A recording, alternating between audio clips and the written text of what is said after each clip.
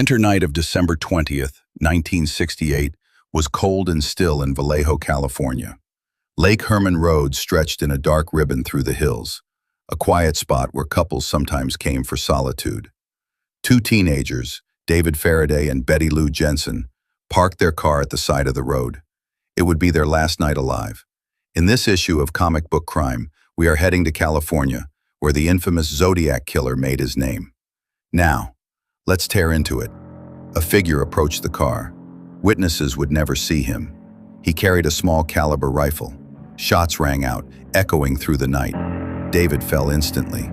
Betty Lou tried to flee, but the killer followed with precision, shooting her at close range. Law enforcement arrived quickly, but there were few clues.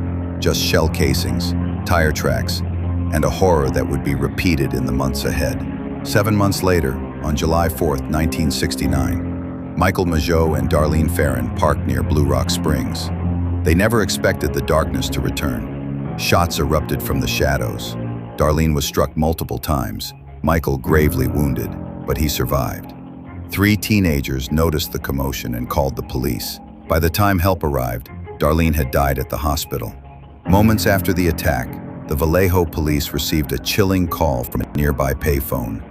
A man calmly claimed credit for the murders, providing details only the killer could know. The killer would later adopt a name, Zodiac. A symbol would become his signature, a circle crossed by a line. By August 1st, 1969, letters began arriving at the Vallejo Times, San Francisco Chronicle, and San Francisco Examiner. They claimed responsibility for multiple murders, and each contained a cipher, a puzzle designed to taunt and terrify. The first cryptogram, 408 characters long, was mailed to the newspapers with a chilling demand. Print this, or more people would die. Police and journalists scrambled to decipher the message. Some believed it would reveal the killer's identity. Others feared it would only deepen the mystery. On September 27, 1969, another attack occurred at Lake Berryessa. Brian Hartnell and Cecilia Shepard were bound with ropes before the assailant, wearing a peculiar costume, stabbed them repeatedly. Hartnell survived to recount the events. Shepard succumbed to her injuries 2 days later. The killer had once again vanished into the night without leaving a trace. The Zodiac then turned his attention to urban hunting grounds. On October 11, 1969, Paul Stein, a cab driver in San Francisco, became the last confirmed murder victim. 3 teenagers witnessed the killing from a nearby house. They saw him clearly, a man in dark clothing, methodical, unflinching. The Zodiac sent a piece of Stein's bloodied shirt to the Chronicle. His letters became increasingly brazen, filled with threats of bombs and more murders, and each new message played games with the police. By November 8, 1969, the Zodiac sent his infamous 340-character cipher. It would remain unsolved for 51 years. In December 2020, an international team of cryptologists decrypted the message. It revealed the Zodiac's arrogance, his lack of fear of death, and his twisted satisfaction at evading capture. But nothing definitive about his identity.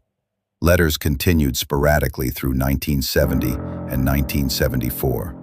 Cards were mailed on Halloween and in spring, with cryptic symbols, threats, and references to the afterlife. Investigators pored over thousands of suspects, from ex-teachers to convicted offenders, but the case never closed. Arthur Lee Allen became the only named suspect, yet the evidence remains circumstantial. Over the years, amateur detectives, zodiologists, meticulously compiled records, searching for a clue in the ciphers or crime patterns.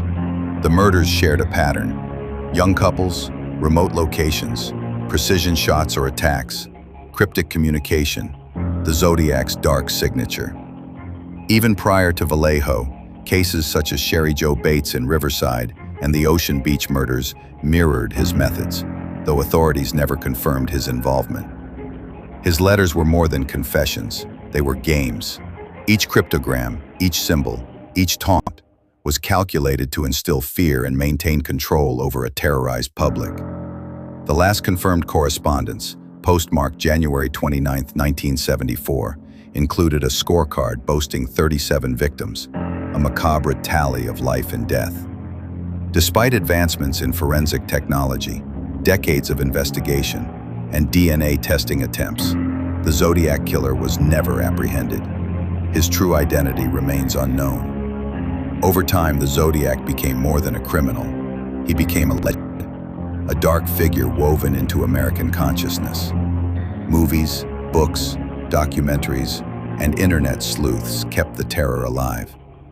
The killer's legacy is chilling. He taught the public that fear could be spread not only by actions but by letters, puzzles, and the uncertainty of the unknown. Today, the ciphers remain unsolved. Each year, enthusiasts revisit the letters, hoping for a clue, a misstep, a fragment of truth. The Zodiac's murders were methodical, calculated, and terrifyingly human. And yet, the mind behind them is lost to history. The Bay Area remembers, the letters persist, and the mystery endures. The fear he seeded decades ago continued. Every unsolved case, every cipher, every haunting letter reminds us. Some predators leave no trace, no name, only a code of fear. Remember to like and subscribe to this channel. We are posting new videos every week. Comment below who you'd like to see covered. Thanks.